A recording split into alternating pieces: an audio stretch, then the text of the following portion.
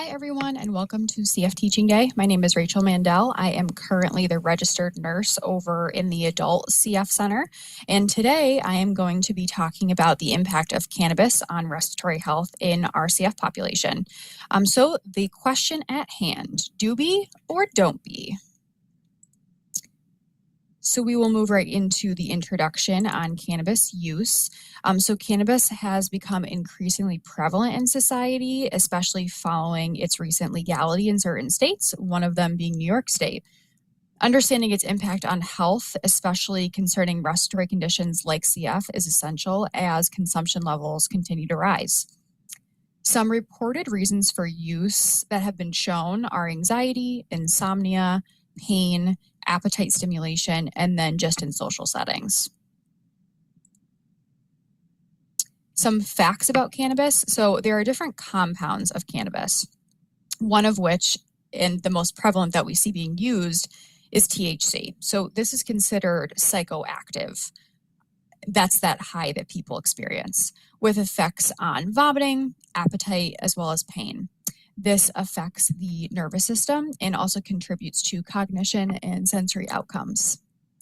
There are many different ways that cannabis can be used, some in which are inhaled and then oral and edible forms. In terms of the inhaled forms, so this can have a quicker onset that's been reported. However, there's really no way to translate dosing on this because you really don't know how much you're getting at a time. There's also unknown long-term effects on not only lung health, but overall health. There's also oral formulations of this. These typically have a slower onset with a short-term pain improvement that has been reported. There's also risks of dizziness, sedation, and again, we do not know long-term effects on this. It has not been well studied. Now, potential systemic effects. So as we know, CF does not just involve the lungs. It is systemically, it's can affect numerous parts of your body. So as can cannabis. So to begin, pulmonary function. So there can be a decrease in lung function, meaning FEV1, which is typically what we look at each visit in your PFTs. And again, this can be dose dependent. Pneumothorax and hemoptysis risk, or coughing up blood. There's a risk for that. And then effects of oral consumption have not really been well studied. As far as GI function, so there is reported pain improvement related to chronic pancreatitis, which some of our CF patients can experience, and in some cases of irritable bowel disease. There's also some improvement of nausea with gastroparesis. And cannabis can also cause slowed motility, which is a risk for constipation, which some of our patients already experience. There are little known effects on the liver long term. It's really not well studied, which is important. So in recent years, in our adult population at least, we have been completing baseline elastographies, which are liver ultrasounds. This is to help detect liver disease in our CF population, which typically, if anything comes back abnormal, we would refer to GI. And it is really not well studied in conditions like IBS or irritable bowel syndrome, non-alcoholic fatty liver, and IBD.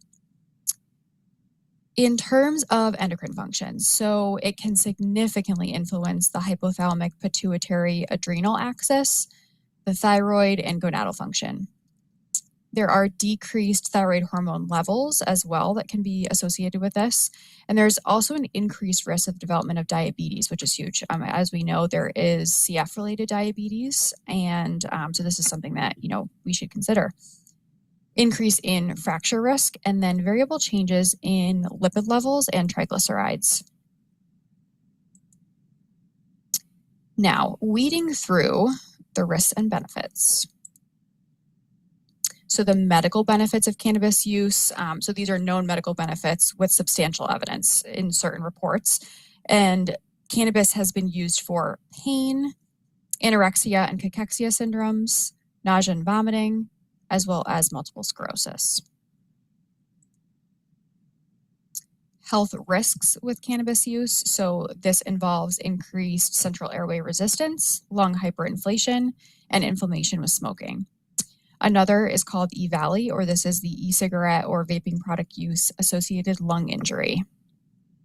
And often, many of the risks are not fully understood just because a lot of the vaping formulations or inhaled forms can contain nicotine and cannabis, as well as legal status of cannabis in the US and other countries, as well as variation in concentration and potential for toxins or contaminants in vape products, as these are really not well regulated. So now, effects of cannabis on respiratory health. So this is really about understanding the implications of cannabis consumption on lung function in our CF populations. So based on recent study findings, cannabis is associated with increased evidence of lung hyperinflation, large airway resistance, and impairment of gas exchange, all in which have different physiological consequences on the lungs and other parts of our body with unknown long-term effects, as mentioned previously. So there is a 15% reduction in lung function observed in regular cannabis smokers, and 2 times the increased risk of respiratory symptoms in cannabis smokers compared to non-smokers.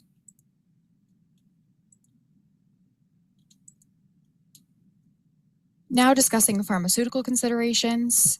Especially in terms of CF, there's unknown drug-drug interactions with CF-related medications, and there's also unknown dosages with inhaled forms, as mentioned previously, and some edible forms, because again, these are not super well regulated.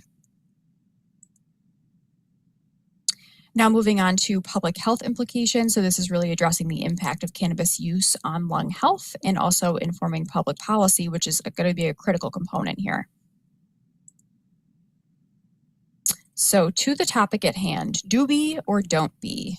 We as a CF clinic do not recommend smoking in any form, whether this be marijuana, tobacco, vaping, etc. We really do encourage you to discuss with your CF care team any questions, risk versus benefits, and your current status of use.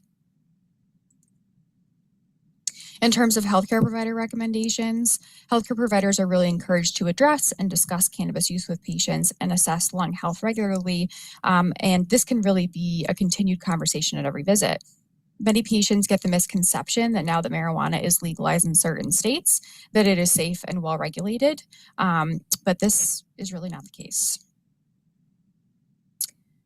For policy development, it's very, very important that we continue to advocate for regulations that ensure safe cannabis consumption practices to minimize lung health risks. And conclusions and future directions. So the relationship between cannabis use and lung health remains highly complex, highlighting the need for further research.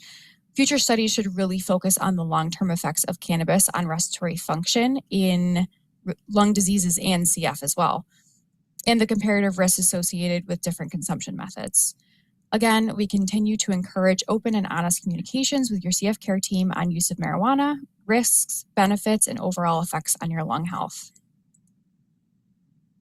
Thank you so much for listening.